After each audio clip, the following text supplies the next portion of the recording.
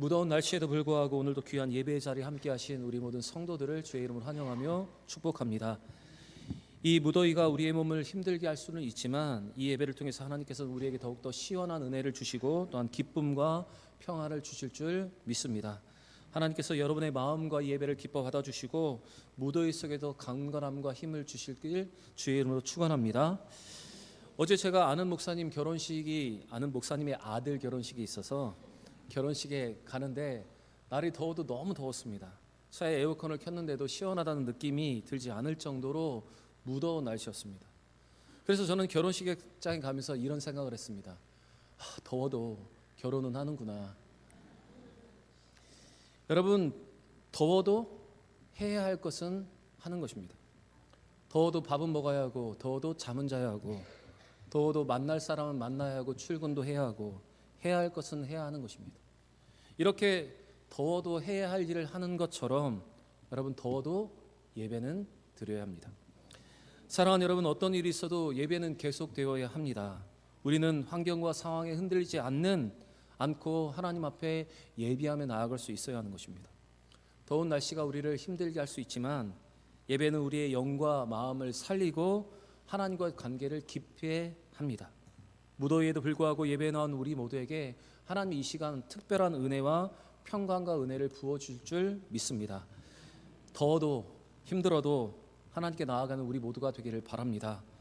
환경과 상황에 좌우되지 않는 그 믿음을 소유하는 우리 모든 성도들 되시기를 바랍니다.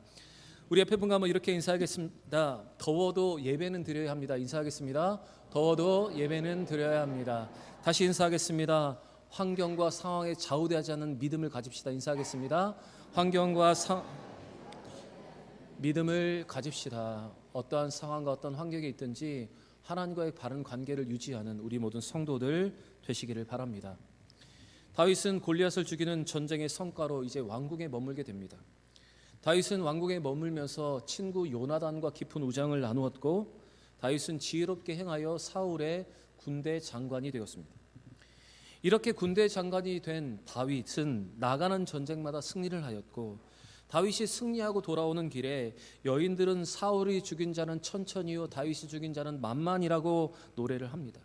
이때부터 사울은 불쾌하여 다윗을 주목하여 보기 시작합니다. 저는 오늘 이 본문의 말씀으로 지혜로움과 질투라는 이 두 주제를 가지고 여러분과 함께 은혜를 나누기를 바랍니다.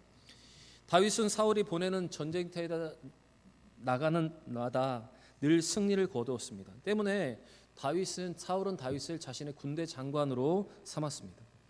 이렇게 사울이 다윗을 군대 장관으로 삼자 모든 백성들과 사울의 신하들은 이것을 합당하게 여겼습니다. 그것이 오늘 본문 5절의 기록인데 우리 5절 말씀 같이 한번 읽어보겠습니다.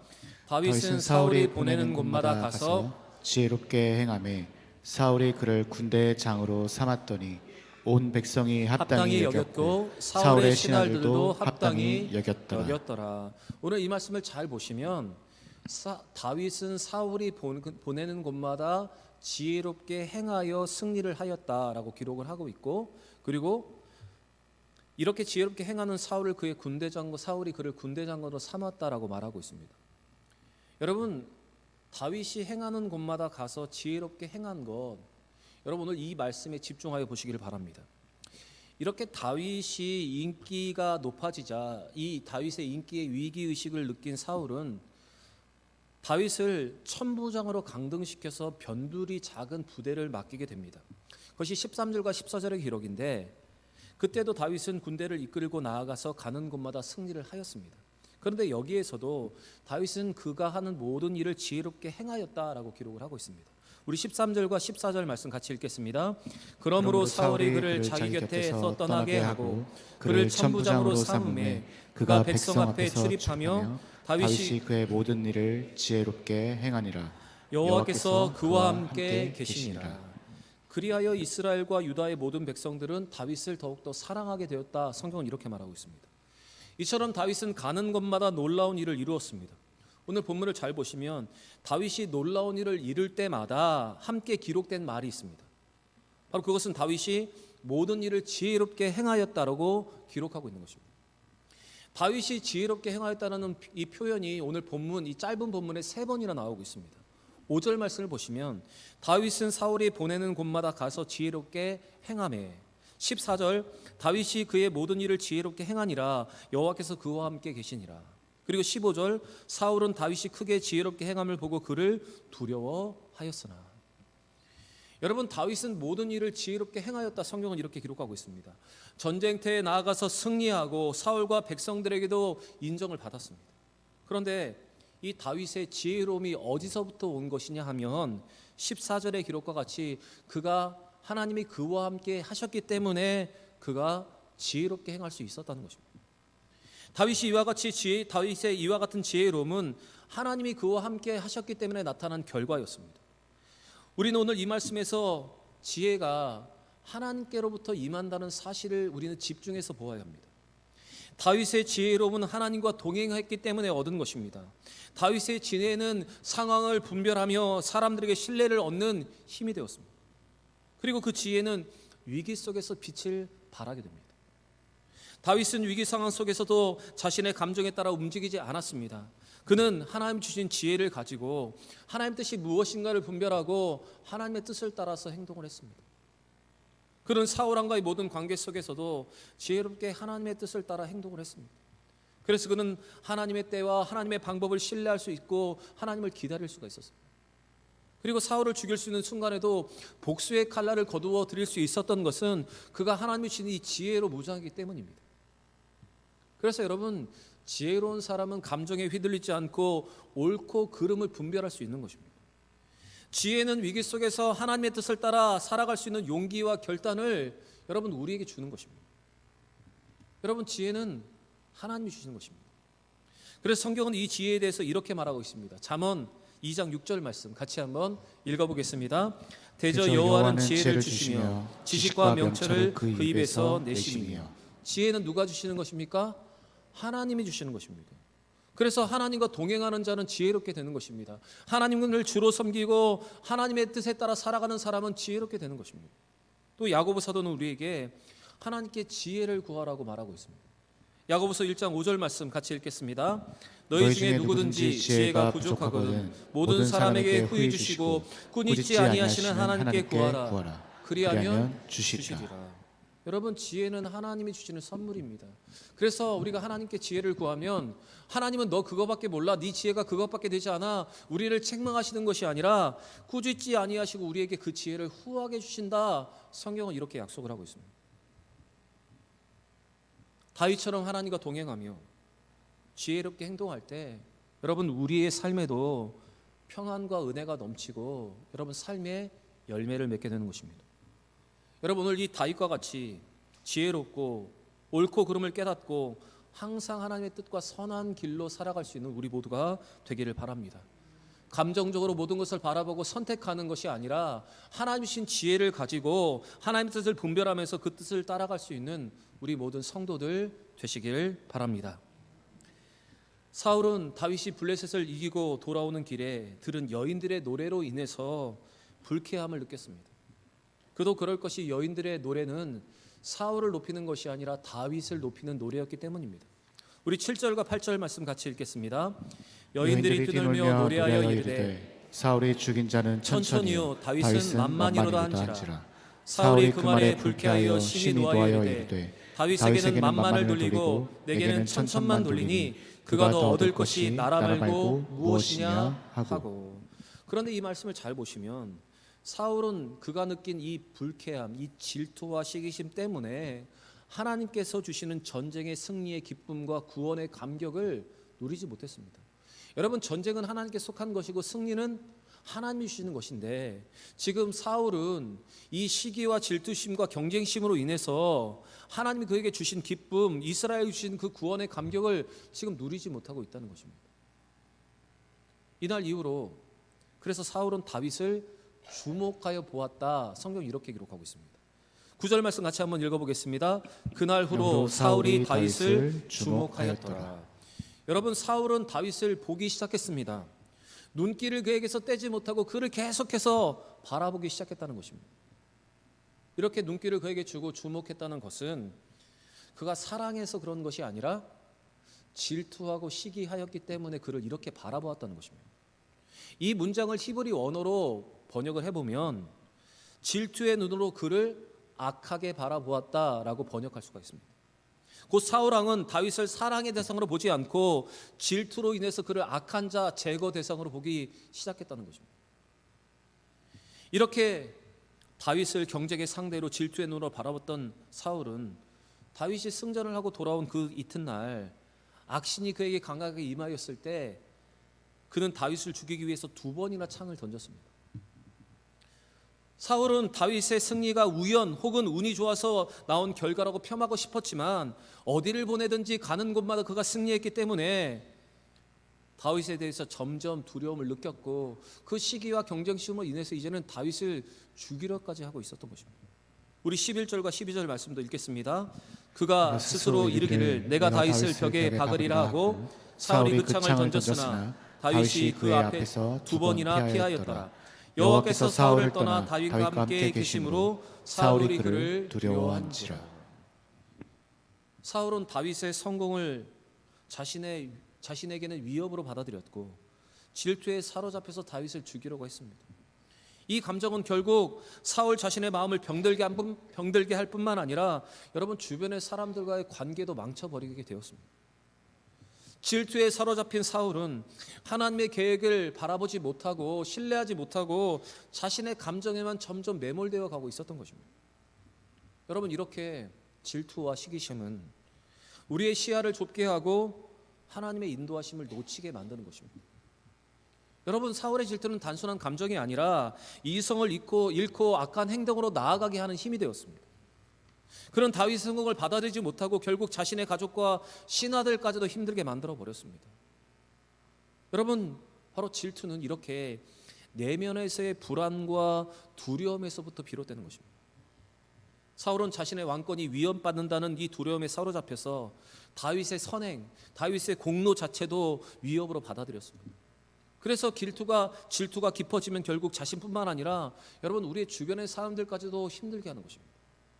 그런데 사울이 이렇게 경쟁심과 질투심에 사로잡혀서 다윗을 죽이려고 한 까닭을 오늘 성경은 이렇게 기록하고 있습니다. 12절의 기록처럼 여호와께서 그에게 떠나셨기 때문에 사울이 이 질투와 시기와 경쟁심에 사로잡히게 되었다는 것입니다. 여러분 하나님을 떠난 자에게 또한 하나님이 떠나신 자에게는 이처럼 진노와 시기와 살이와 두려움으로 여러분 가득 차게 되는 것입니다. 그래서 질투와 시기심은 하나님이 우리를 떠나셨기 때문이며 우리가 하나님과 동행하지 못하기 때문에 생겨나는 마음이라는 것입니다. 창세기 4장 말씀을 보시면 인류의 최초 살인 사건이 등장합니다. 그것도 형이 동생을 죽이는 살인 사건이 드러납니다. 그런데 가인이 아벨을 죽인 동기는 질투 때문이었습니다. 자기의 예배를 받지 않으시고 동생의 예배를 받으시는 하나님 앞에 불만을 가지고 이 동생을 시기하였기 때문에 동생을 죽였던 것입니다.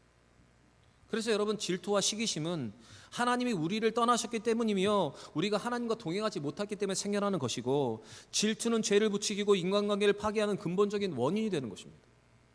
그래서 잠언 14장 30절에 질투가 인간의 내면과 삶에 심각한 해를 끼치게 된다는 것을 성경은 이렇게 표현을 하고 있습니다.